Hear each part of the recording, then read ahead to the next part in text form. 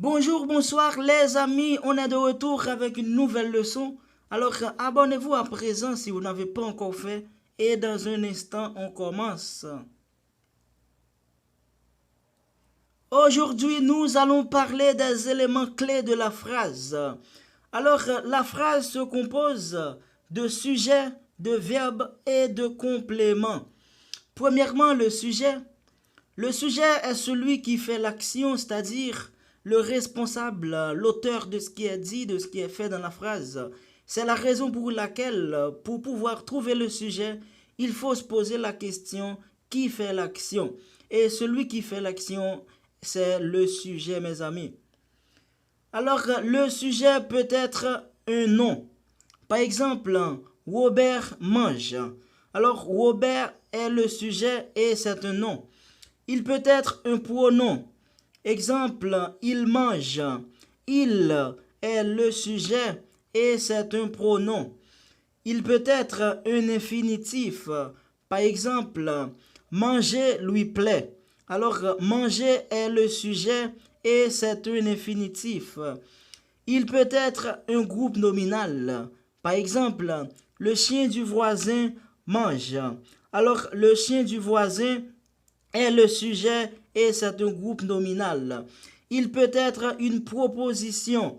Par exemple, que tu manges est hors de question. Que tu manges est le sujet et c'est une proposition. Alors, le sujet se place généralement devant le verbe.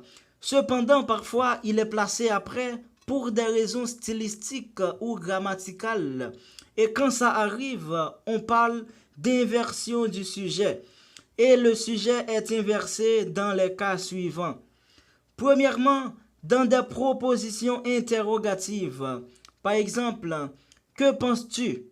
Au lieu de dire que tu penses. Deuxièmement, après certains adverbes placés au début de la phrase. Par exemple, peut-être viendra-t-il demain.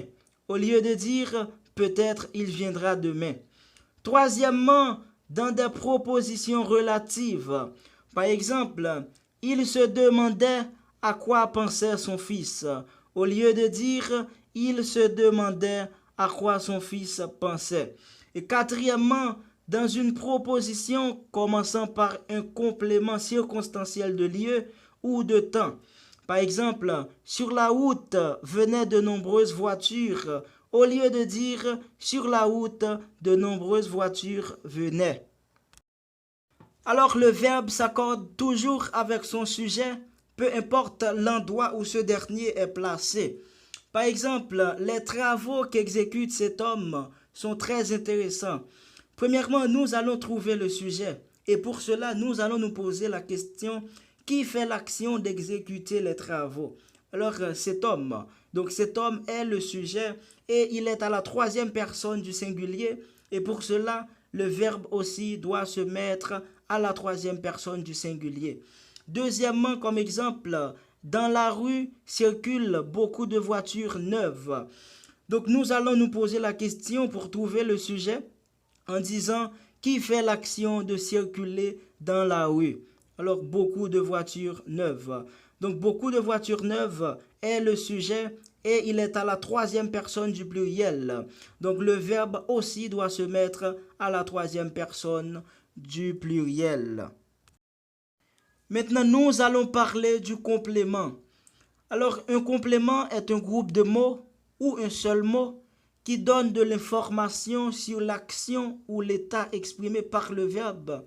Il fait partie du groupe verbal et ne peut être supprimé ni déplacé. Par exemple, Robert mange du bonbon. Alors, du bonbon est le complément et ne fait que donner de l'information sur l'action exprimée par le verbe. C'est la fin de cette leçon, mes amis. Alors, abonnez-vous, partagez, commentez et à très vite pour une nouvelle leçon. Ciao!